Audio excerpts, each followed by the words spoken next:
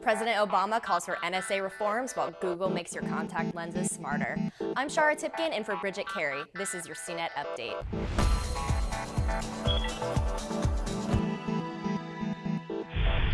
We finally learned what changes President Obama has in store for the NSA. In a speech on Friday, Obama said the secretive spy agency will need court permission to access telephone records. It also won't collect and store the information on its own. Instead, a third party is going to do that. But don't think this means the NSA is going to stop spying.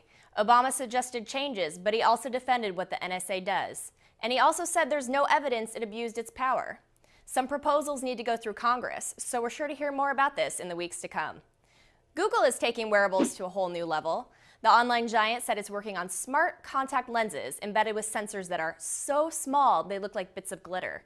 They also have an antenna that's thinner than a human hair. These lenses won't let us see through walls, but they could help diabetics monitor their glucose levels. This secret Google X project has gone through multiple clinical research studies, and Google has even met with the U.S. Food and Drug Administration. It's now looking for partners to bring the product to market. One thing's for sure, we're getting a lot closer to a cyborg reality. In mobile news, Samsung's new operating system has hit a snag. Japanese phone operator NTT Docomo scrapped plans for a smartphone running Tizen. It was supposed to launch in March. Tizen is a new open-source operating system pushed by Samsung and Intel.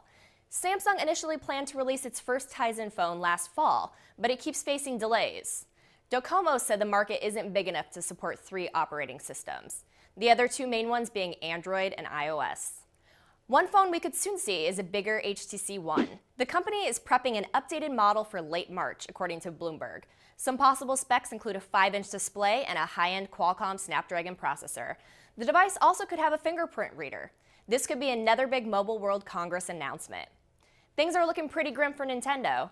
The game company said Friday that its Wii U system isn't selling very well. It expects to sell only 2.8 million consoles from April of last year through March of this year. It originally expected 9 million. Nintendo has had a hard time attracting consumers in the US, and there's no sign things will turn around. YouTube is getting ahead of the pack for Super Bowl ads.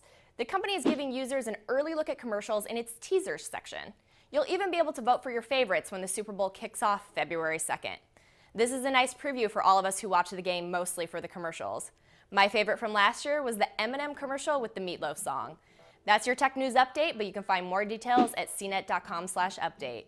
And you can always keep up with the latest stories by following me on Twitter. From our studios in New York, I'm Shara Tipkin.